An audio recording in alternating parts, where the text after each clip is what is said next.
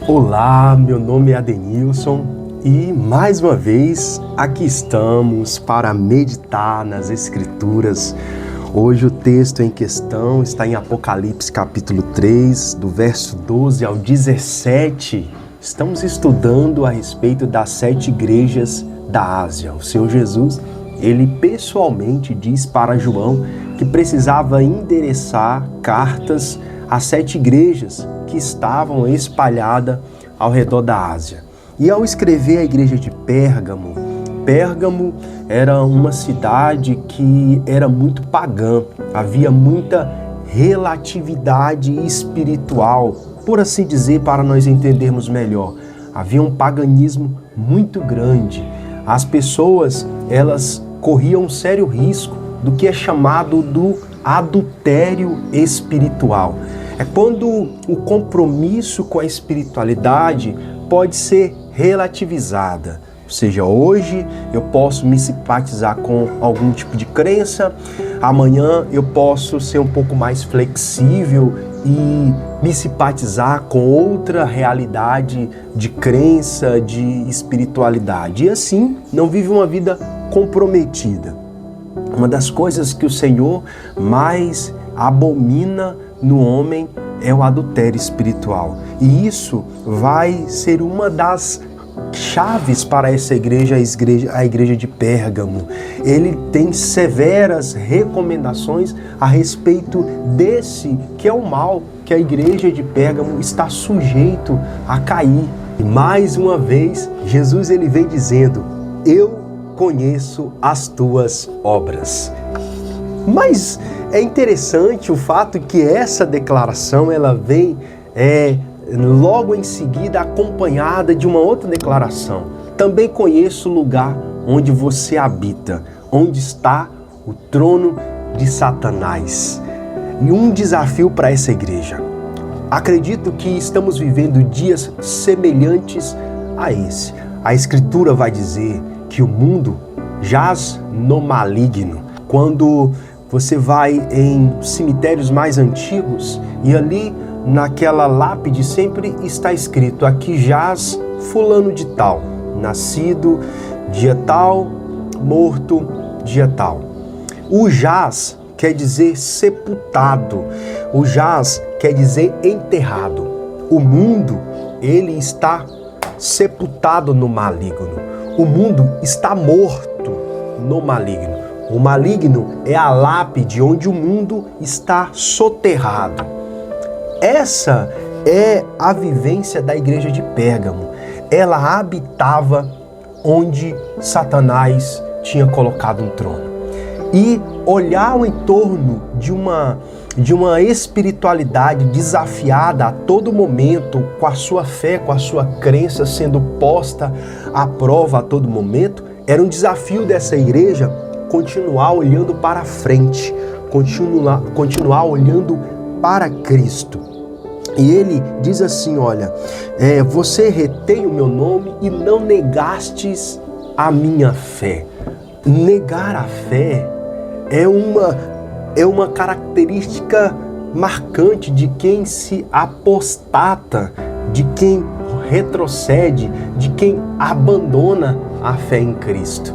A salvação das pessoas hoje pode estar muitas das vezes no dinheiro, no trabalho, na segurança de uma casa bem estruturada. A salvação das pessoas pode estar na sua própria saúde. Quando ela acha que a saúde está bem, ela fica tranquila e sossegada.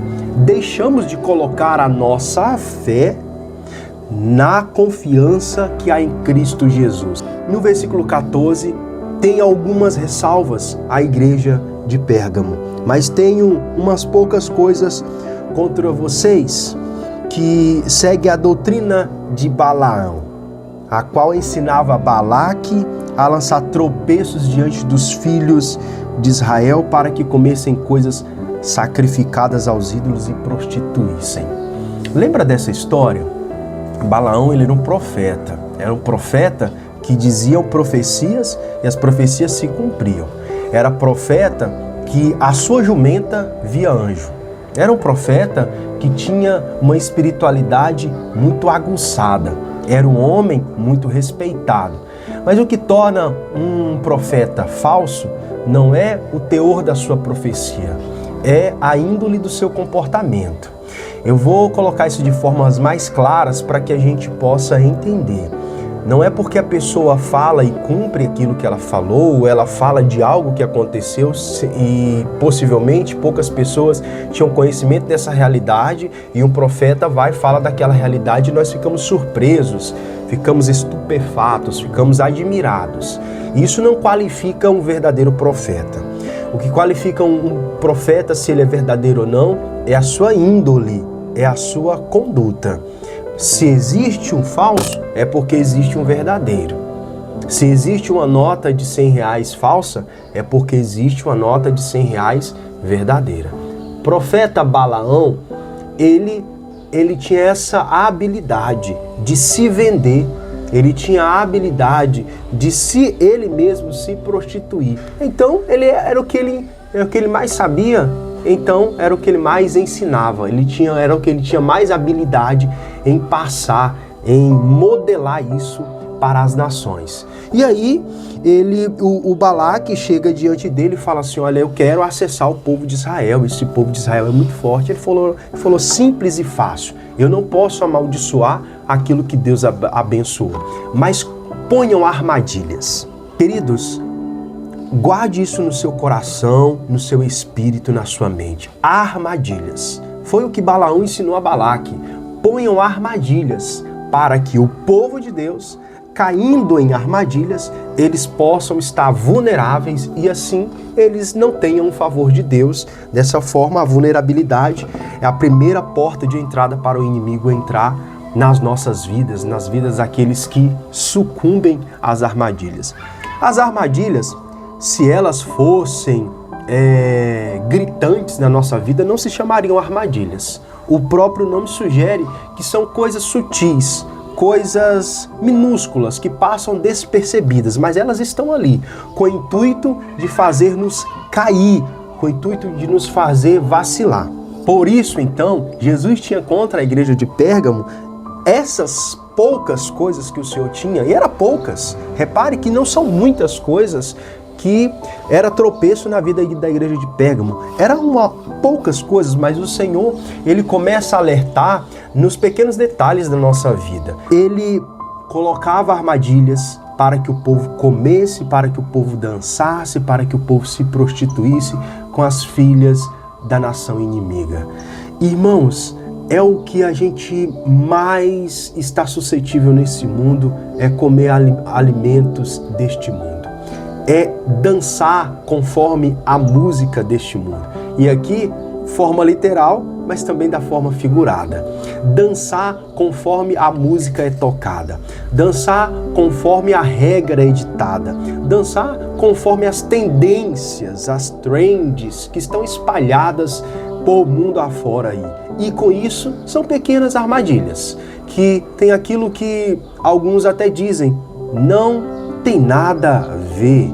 Isso aqui não vai fazer diferença. São poucas coisas que o Senhor Jesus tinha contra a igreja de Pérgamo.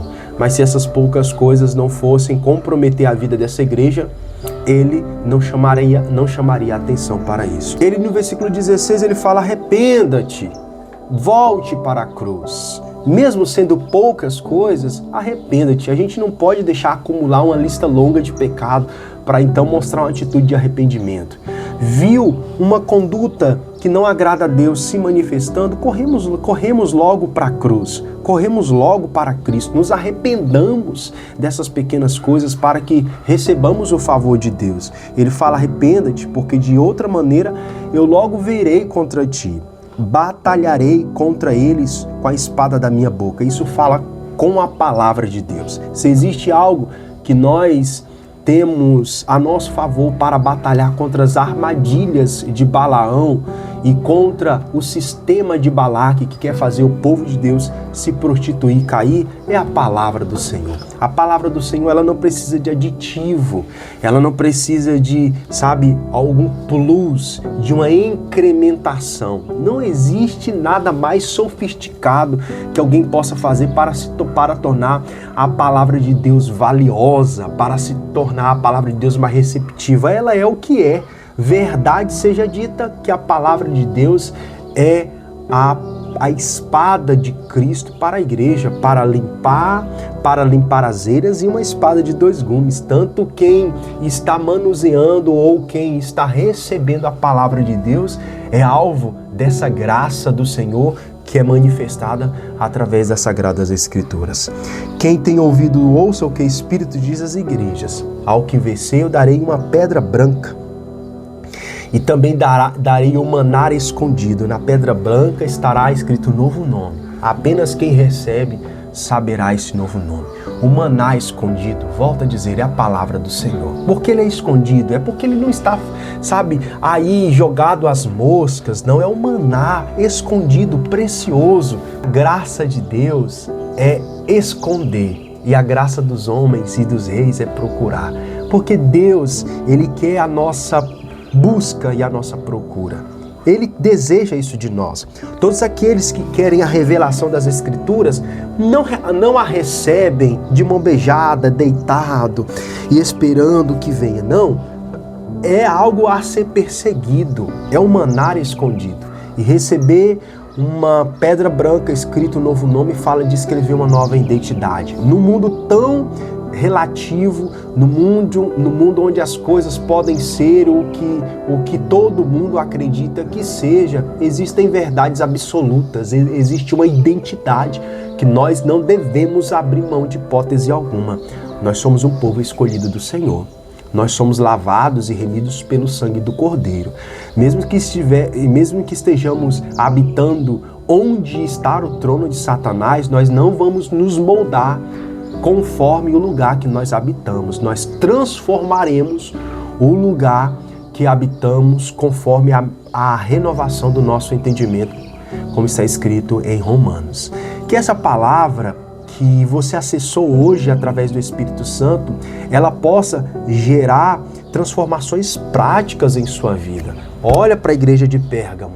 Ela era uma igreja que habitava onde estava o trono de Satanás, mas ainda assim era uma igreja de Deus. Ainda assim era uma igreja de Cristo, onde Jesus Cristo tinha o prazer e o cuidado de escrever a ela e falando assim: existem vencedores neste lugar, existem aqueles que sairão vencedores dessa igreja que está cercada de promiscuidade, mas é uma igreja que não vai se corromper com as doutrinas dos nicolaítas, com as doutrinas de Balaão.